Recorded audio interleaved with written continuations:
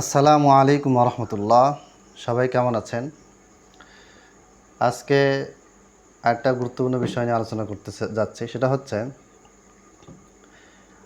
তো এজিদের বিরুদ্ধে যতগুলি অভিযোগ করা আছে সবগুলি রেওয়ায়তের জবাব ভিডিওতে আমি দিচ্ছি না, মূল গুরুত্বপূর্ণ কয়েকটা পয়েন্টেরই শুধু জবাব দিচ্ছি। আজকে যে বিষয়টা নিয়ে কথা বলবো সেটা হচ্ছে যে ইমাম দারিমি রহিমাহুল্লাহ একটি বর্ণনা এনেছেন। বর্ণনাটা বর্ণিত হয়েছে সাঈদ বিন আব্দুল আজিজ রহিমাহুল্লাহ হতে। তো সাঈদ বিন আব্দুল আজিজ তিনি বর্ণনা করেছেন যে যে এজিদের বাহিনী যখন মদিনায় আক্রমণ করলো, লাম ইউআযান ফি মসজিদিন নবী সাল্লাল্লাহু আলাইহি ওয়াসাল্লাম সালাসান, 3 দিন মসজিদে নববীতে কোনো সালাত হয়নি, আজান দেওয়া হয়নি, একামত হয়নি। ইমাম দারমি এটি বর্ণনা করেছেন। এই একই রওয়ায়াত বর্ণনা করেছেন ইমাম ইবনে সাদ রাহিমাহুল্লাহ।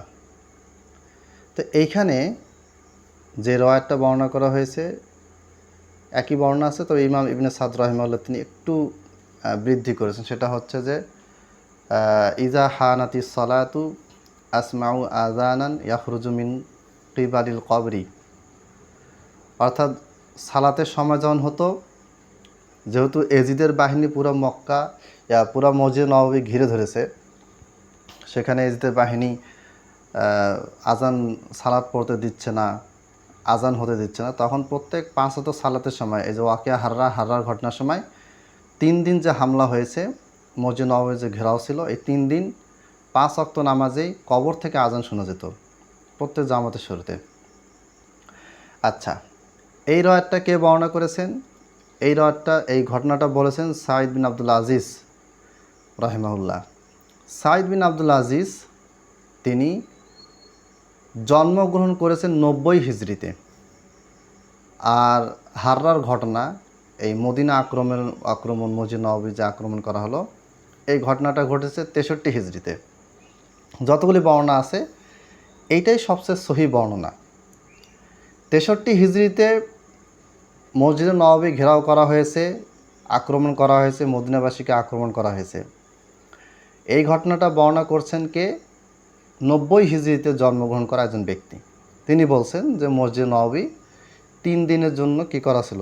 ঘেরাও করা ছিল, অবরুদ্ধ ছিল, 3 দিন কোনো সালাত হয়নি। এখন আপনি বলেন, এই 90 হিজরিতে জন্মগ্রহণকারী এই ব্যক্তি কিভাবে এই তথ্যটা পেলেন, কার কাছ থেকে পেলেন?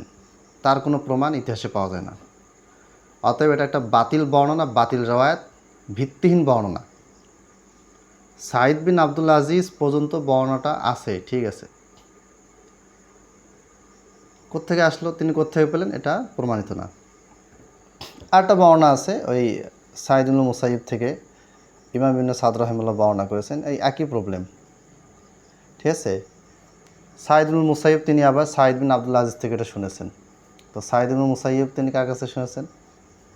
তিনি তো সাঈদ ইবনে আব্দুল আজিজের পরে এসেছেন, ঠিক আছে, মানে তবাকাত ইবনে সাদে সাঈদ ইবনুল মুসাইয়িব থেকে বর্ণিত। সাঈদ ইবনুল মুসাইয়িব তিনি আবার শুনেছেন সাঈদ বিন আব্দুল আজিজ থেকে, যার বর্ণনাটা প্রথমে বললাম, যেটা সুনানে দারিমিতে বর্ণিত হয়েছে। তাহলে সর্বশেষ যে ব্যক্তিটা এই ঘটনাটা বর্ণনা করেছেন, যে কয়জন ব্যক্তি বর্ণনা করেছেন তার ভিতরে সর্বশেষ যিনি বর্ণনা করেছেন, তার জন্ম হচ্ছে 90 হিজরিতে, সাঈদ বিন আব্দুল আজিজ। তো 90 হিজরিতে বর্ণনাকারী ব্যক্তি তার পূর্বে 63 হিজরিতে ঘটে যাওয়া একটা ঘটনা বর্ণনা করছেন।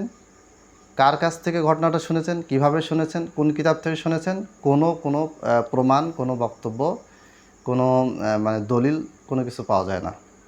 অতএব এজিদকে খারাপ প্রমাণ করতে গেলে আপনাকে সহি ভালো গ্রহণযোগ্য রেওয়ায়াত নিয়ে আসতে হবে। এই সব দুর্বল, মিথ্যা, জাল, উল্টাপাল্টা বর্ণনা দিয়ে মানে এজিদকে খারাপ প্রমাণ করা যাবে না। খারাপ প্রমাণ করেন, কোনো অসুবিধা নেই, কিন্তু আপনাকে আরও শক্তিশালী দলিল নিয়ে আসতে হবে।